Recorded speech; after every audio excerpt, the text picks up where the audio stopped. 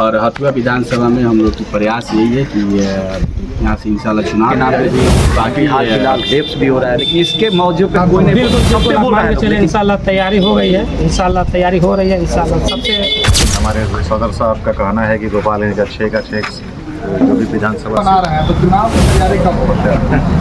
तो क्या लग रहा है कि बिना चुनाव का हो रहा है?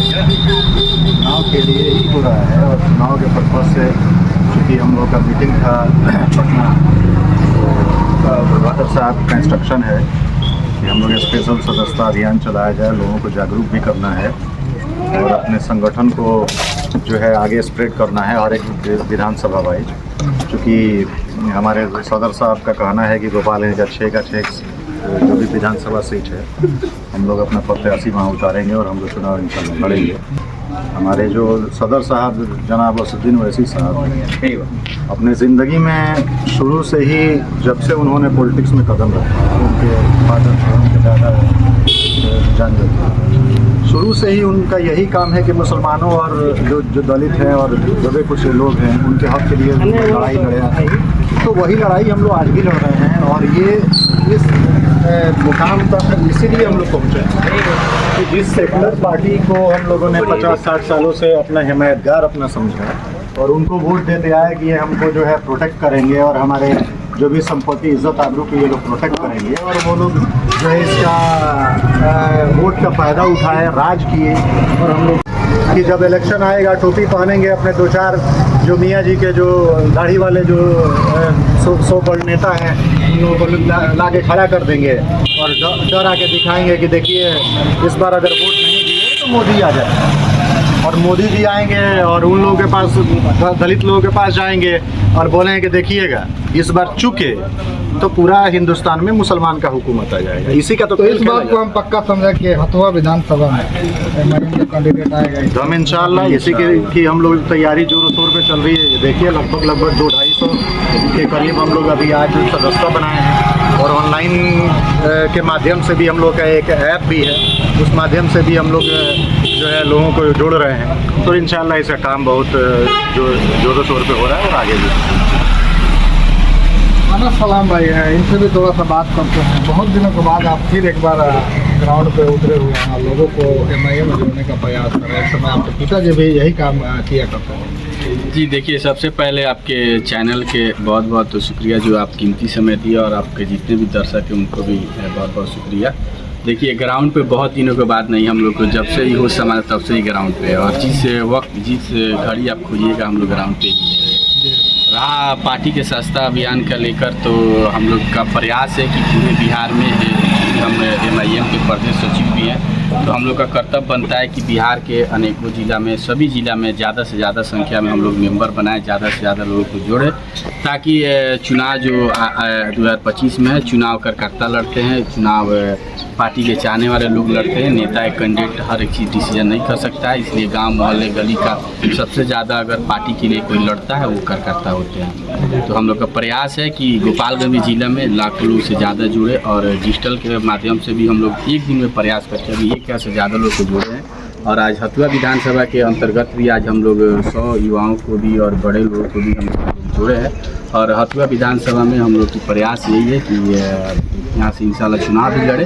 बाकी हथुआ विधानसभा के सबसे मेरा अनुरोध है, जितने भी मेरे चाहने वाले और MIM के चाहने वाले जितने भी अगर आपके माध्यम से, न्यूज़ के माध्यम से देखेंगे, सबसे यही ज़रूरत है कि ज़्यादा से ज़्यादा लोगों को जोड़े। अगर किसी चीज़ की ऊपर उपलब्ध कराने की ज़रूरत हो, पार्टी लेवल पे हम लोग से संपर्क करें। हम लोग हर संभव किससे संपर्क करना पड़ेगा? अगर कोई MIM से जुड़ना चाहता है गोपालगंज में तो किससे संपर्क करना पड़ेगा? जी, अब MIM का बिहार पेज भी चलता है। बिहार के प्रदेश अध्यक्ष माननीय अख्तर साहब से भी कांटेक्ट कर सकते हैं, बिहार के प्रदेश युवा अध्यक्ष आदिल हसन साहब से भी कर सकते हैं, गोपालगंज के जिला अध्यक्ष हैं उनसे भी संपर्क कर सकते हैं, या हमसे भी संपर्क, किसी भी अगर जोड़ने वाले तो कहीं से किसी से संपर्क करके अपना मेंबर प्राप्त कर सकते हैं। और मेंबर से ज़्यादा ज़रूरत है कि अगर कोई भी पार्टी को मेंबरशिप बनता है, सबसे पहले उसके दिल में नियत और इरादा होता है। जो नियत और इरादा कर लिया कि मुझे मीम के लिए काम करना है, तो उनके ये मेंबर तो एक समझिए कि फॉर्मेलिटी है, वो ऑलरेडी मेंबर तो अनेकों गाँव में है, हर मोहल्ले में MIM के चाहने वाले लोग। क्या कुछ कहेंगे आज आपके गांव में यहाँ पे जिला अध्यक्ष भी फरहान साहब आए हुए हैं, अनस साहब भी आए हुए हैं, तो क्या कुछ तैयारी आपको लग रही है? ये तो क्षेत्र में पहली बार हमको लग रहा है कि MIM पार्टी के कैंडिडेट आएंगे। इस बार तैयारी में हम लोग हंसुआ विधानसभा से कैंडिडेट अपना खड़ा करने के लिए और उसके लिए हम लोग प्रयास में हैं। बाकी लोगों से काम नहीं हो पा रहा है, इतने दिन से तो कैंडिडेट आ रहे हैं, जा रहे हैं, जीत रहे हैं। बाकी लोगों का छोड़िए, हम लोग अपना नया सोच नया विचार नहीं, हम लोग अपना खुर्शीद भाई क्या कुछ कहेंगे? आप भी बड़ा सोशल कामों में आगे रहते हैं, पिछले बार भी चुनाव हुआ था, नगर परिषद का तो मुलाकात हुई थी। तो यहाँ के जो पहले के कैंडिडेट हैं उनके ऊपर क्या आप लोग को विश्वास नहीं है कि वो लोग आपकी आवाज़ों को बुलंद करेंगे? जी, आपके पहले आपके न्यूज़ चैनल को देखने वाले सबको शुक्रिया और अस्सलाम वालेकुम। मेरा नाम खुर्शीद अहमद है, मैं बंगलादेश हूँ। जी, हमारे अंदर हमेशा ये रहती है, कौमी जज्बात है थोड़ा सा मेरे अंदर ज़्यादा, और अल्हम्दुलिल्लाह हमारे दोनों चीज़ों पे पकड़ है, दीन और दुनिया, यानी कुरान और हदीस और फिर दुनिया, दोनों में हम चाहते हैं कि कौम हमारी तरक्की करे, इसलिए हम हर चीज़ से जुड़े हैं। आपको मालूम हुआ कि हम लोग एक इस्लामिक लाइब्रेरी भी चलाते हैं, जिसके मातहत हम लोग कुरान फ्री डिस्ट्रीब्यूट करते हैं, और जो भी लड़का पढ़ना चाहता है, जो भी हेल्प हो सकता है तो हम लोग करते हैं। इसी तरह नगर पंचायत के चुनाव में सोहेल भाई को हम लोग कोई जानते नहीं थे, लेकिन एक खास टोला के लोगों ने उन्हें रिप्रेजेंट किया कि भाई सोहेल भाई नगर पंचायत के अध्यक्ष के पद पे लड़ेंगे। तो हम लोगों ने जी जान से मेहनत किया और अल्हम्दुलिल्लाह आप लोगों ने देखा, आपसे बात भी हुई थी, तो अल्हम्दुलिल्लाह सेकंड पोजीशन पर है, जद्दोजहद जारी है। इसीलिए इसी को आगे बढ़ाते हुए अब हम लोग पॉलिटिक्स लेवल पे आते हैं किसी पार्टी के, क्योंकि अकेले काम नहीं होगा, आपको कोई ना कोई एक ऑर्गेनाइजेशन या पार्टी से जुड़ना पड़ेगा। तो हमारी जो बातों को, जो हमारी कौम की बातों को असदुद्दीन ओवैसी साहब जो लेके आगे बढ़ रहे हैं, चाहे पार्लियामेंट हो, हर मुद्दे पे वो बात करते हैं, इसलिए हम उनके साथ हैं और उनके लिए हम लोग जी जान से राहुल गांधी जी नहीं बात करते, राहुल गांधी भी तो मोहब्बत का दुकान खोल रहे हैं। जी, मोहब्बत के दुकान में उन्होंने सिर्फ मुसलमानों को बंद कर दिया मोहब्बत की दुकान, बाकी ऐसे वो बोले कि मोहब्बत की दुकान खोल रहे हैं, मोहब्बत की दुकान चला रहे हैं। राहुल गांधी को अगर हमारे इशू पे, हर इशू पर अगर वो बोलते हैं तो हमें किसी दूसरे पार्टी के ज्वाइन करने की ज़रूरत नहीं। तो क्या लगता है आपको कि मुसलमानों के लिए उस मोहब्बत की दुकान में दवा नहीं है क्या? जी जी, बिल्कुल नहीं है। आपके चोट लगने के बाद से आपको यूँ ही छोड़ दिया जा रहा है। अभी हमारा वक्त अमेंडमेंट बिल आया है, कहाँ कोई बोल रहा है? ना राहुल गांधी बोल रहे हैं, ना तेजस्वी यादव बोल रहे हैं, ना नीतीश कुमार बोल रहे हैं, सब इसके अगेंस्ट ही है, सब सरकार के सपोर्ट में। जी, तो इसलिए हम लोग को सोचने पर मजबूर हो गया कि अपनी क़यादत खड़ी करनी चाहिए, और सिर्फ असदुद्दीन ओवैसी साहब जो चल रहे हैं उनके साथ हम लोग जी जान से लगे हुए, इंशाल्लाह आगे भी लगेंगे, और जो भी हो सकता है हम लोग मेहनत करेंगे और आगे बढ़ेंगे। इस बार विधानसभा में कैंडिडेट कोई आएंगे? जी जी, इंशाल्लाह। अब आज सब लोग आए हैं, गोपालगंज के अध्यक्ष भी हैं, बात को मानने की तैयारी शुरू हो गई है विधानसभा? बिल्कुल बिल्कुल, आप मान के चले, इंशाल्लाह तैयारी हो गई है, इंशाल्लाह तैयारी हो रही है, इंशाल्लाह सबसे हर तबके के लोग से हम लोग मिल रहे हैं, बात कर रहे हैं। लेकिन सबसे बड़ा है कि इसमें इशू आ जाता है कि पैसे की, थोड़ा सा यहीं पे हम लोग फाइनेंशियली सपोर्ट पे पीछे हट रहे हैं, लेकिन उसका भी इंशाल्लाह चंदे के जरिए लोग बोल रहे हैं, जो जिससे अभी हम बात कर रहे हैं, लोग मिल रहे हैं, बोल रहे हैं कि हर गांव से 50-1 लाख रुपए सपोर्ट दिया जाएगा।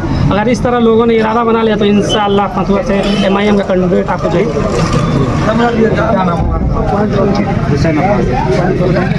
बड़ा ओवैसी साहब का बयान जो है वायरल हो रहा है कि हमारे मस्जिदों को टारगेट किया जा रहा है, हमारे कब्रिस्तानों को टारगेट किया जा रहा है, आने वाले समय में हमसे छीन लिया जा रहा है, तो उसको लेकर के क्या कुछ है? देखिए,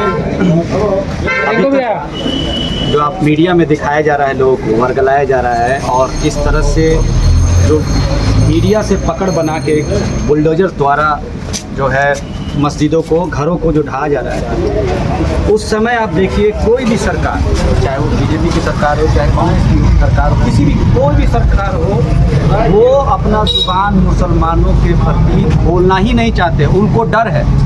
जैसे कांग्रेस के राहुल जी भी हैं, मैं किसी को ये नहीं कह रहा हूँ, लेकिन वो भी नहीं बोल सकते हैं, क्योंकि वो जान रहे हैं कि अगर मैं मुस्लिम के फेवर में बोलूँगा तो जो हिंदू भाई हैं उनसे उनको वोट नहीं मिलेगा, और इस चक्कर में ये लोग जो है लगातार बिल्डिंगें टूटती जा रही है और ये अपनी चुप्पी साधी हुई है। चाहे वो आप देख सकते हैं, ज़्यादातर आप देख रहे हैं यूपी में, अभी फ़िलहाल जो है आपके ये महाराष्ट्र में भी, तो हर जगह इस तरीके से, और कभी गौरक्षा के नाम पे और कभी किसी के नाम पे भी, अभी हाल फिलहाल रेप्स भी हो रहा है, लेकिन इसके मौजूद पे कोई नहीं, सब पे बोल रहा है लोग, सब, लेकिन जैसे अगर मुसलमानों के प्रति कुछ कोई भी हादसा हो रहा है उस सब पे एक और होड़ मची हुई है राजनीतिक पार्टी में। हम जब देखते हैं तो एक होड़ मची हुई है कि मुसलमानों को कौन पार्टी कितना ज़्यादा नीचे दिखा देगा, आपको नहीं लगता है?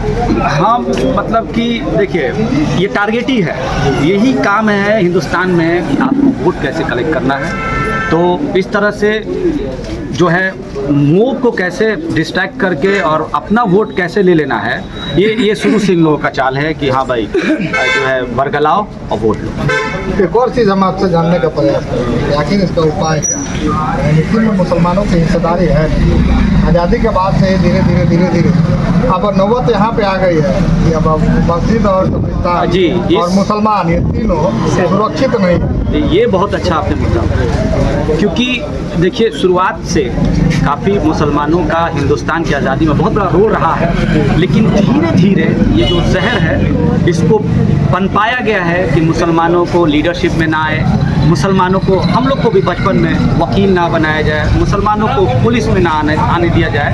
ये बचपन से धीरे धीरे एक स्टोरी क्रिएट करके हम लोगों को एजुकेशन से दूर रखा गया है, और जिसका नतीजा आप देख सकते हैं कि हमारा मुसलमान का जो भी है रहनुमा है एक भी ढंग का नहीं है भी, तो वो दूसरे के रोजी रोटी पे चाटुकार पे रह के और जो बोलना चाहिए वो इसलिए नहीं बोल पाता है कि कल को मेरा कहीं ना कहीं जी सर, आप थोड़ा सा परिचय बता दीजिए। आज जो मुसलमानों का हालात नाम पूरे हिंदुस्तान में। मेरा नाम मोहम्मद जुल्फ़िकार अहमद, मैं बगई गाँव का निवासी हूँ और तकरीबन मैं MIM को 2008 से फॉलो करता हूँ। जब सोशल मीडिया का ज़माना उस लेवल पे नहीं था, तो मैं देखा यही कि जो भी यानी कोई भी मसला उठता है, चाहे वो पार्लियामेंट हो, रोड हो या मकान हो, तो उस पर सिर्फ एक ही आवाज़ आता है, कहाँ? अकबुद्दीन ओवैसी साहब का आता है। हमको याद है जब 3 तलाक का बिल जब पार्लियामेंट में पेश किया जा रहा था, उस वक्त शायद उनकी लड़की की शादी थी और वो उस वक्त आकर के पार्लियामेंट के सेशन को जो है ज्वाइन किया था और उस पर जो है बेबाक अंदाज में जो है उन्होंने बोला था। तो हर वक्त जो है मुसलमानों की आवाज़ अगर कोई उठा रहा है, दलितों की आवाज़ कोई उठा रहा है, दबे कुचले हर समाज की आवाज़, चाहे वो हिंदुस्तान का कोई भी वर्ग हो, ऐसा नहीं कि सिर्फ वो मुसलमान की बात कर रहा है, जो भी प्रताड़ित है, जो समाज प्रताड़ित है, वो हर समाज की आवाज़ को उठाते हैं। मुसलमान तो कहीं ना कहीं इस बात को नहीं समझ पा रहा, वो तो कहता है वो तो बी टीम है और वो हमारा जो विकास है, हमारा जो हिस्सा है वो तो लालू प्रसाद यादव दिलवाएंगे, नीतीश कुमार दिलवाएंगे, तो राहुल गांधी दिलवाएंगे। ऐसा करते करते लगभग आज़ादी के बाद 77 साल बीत गए। बीजेपी के ए टीम यही लोग, जो बीजेपी के बी टीम जो बोलते हैं यानी MIM को, ये बीजेपी के ए टीम है जो बोलने वाले हैं, और ये उनके साथ हर जगह गलबैयाँ बना के घूमते हैं और दूसरे को बदनाम करते हैं कि मुसलमानों का वोट मांगेंगे। और इसमें गलती सिर्फ उनकी नहीं है, बहुत सारे हमारे मुस्लिम भाई हैं, उनकी भी गलती है